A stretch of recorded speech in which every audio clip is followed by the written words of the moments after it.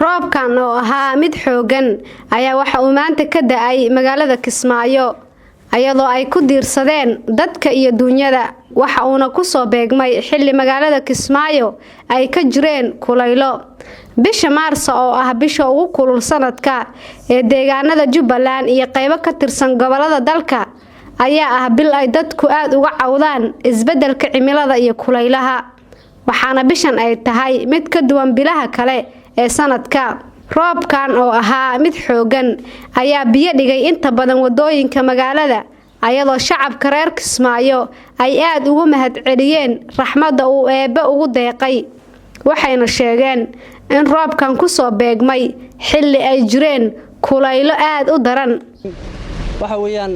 maanta aad iyo aad baan u faraxsanahay roobka macnaha wanaagsan oo aan u baahnayn oo ka da'ay magaalada Kismaayo Jubbaland waxa weeyaan roobkan xalay toole waxaan la saaxan weynay kulal saaka aroortii markaan guriga ka soo baxnay aniga ninkan saaxiibkay tawane roobka anaga kamaana fadhiisanay waad aragtaan oo maleena hadda waan qoynahay wali waxa weey raxmad Ilaahay na siiyay waad hadda boorkii badnaay malay waad aragtaa baabuurtu si macnaha wanaagsan bay u kala socotaa dadka si wanaagsan bay macnaha ay soo garanaysiiyay ku adeeganayaan oo wali intooda badan roobka ay dhex socdaan marka waxaan ku soo koobayaa alxamdulillah maanta oo bishu ay tahay 9 bisha Maarso roobna uu da'ayo shalayna ay ahayd 8 Maarso oo ay mareen haweenka Jubbaland waxa maxay ahaydey maanta ka muuqata magaalada qabow aad u fiican oo kii shalay dhaama oo aad ay magaalada ugu diirsatay waa u jeedaan shacabka iyo baabuurta iyo dadweynaha sida ay maaragtay u dhex marayaan oo ay barnaamijkan roobkan ay ugu raaxaysteen waana markii ugu horeysay bisha Maarso uu roob ka da'o Kismaayo maalmahan oo kale waxaan u maleynayaa barwaaqo inay tahay insha Allah taala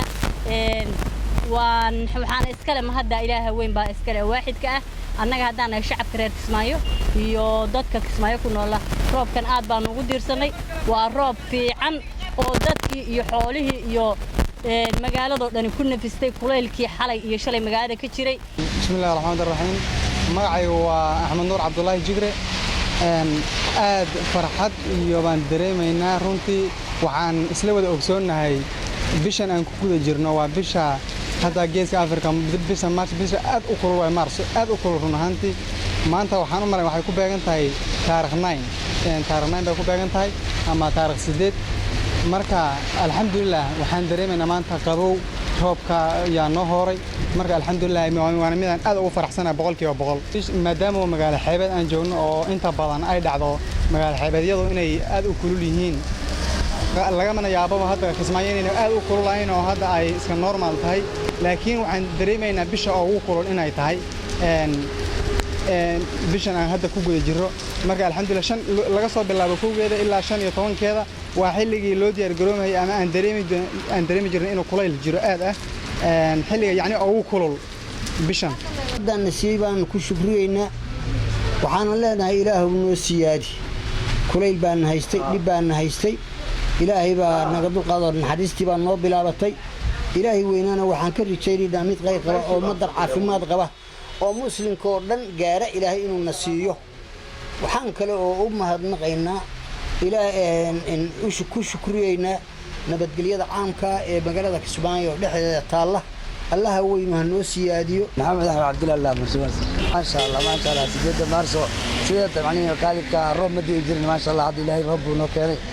laamigi Ilaahay magaalada waa ku nimcaysatay kulal badan jiray ma sha Allah hadda Ilaahay waa noo nimcaysatay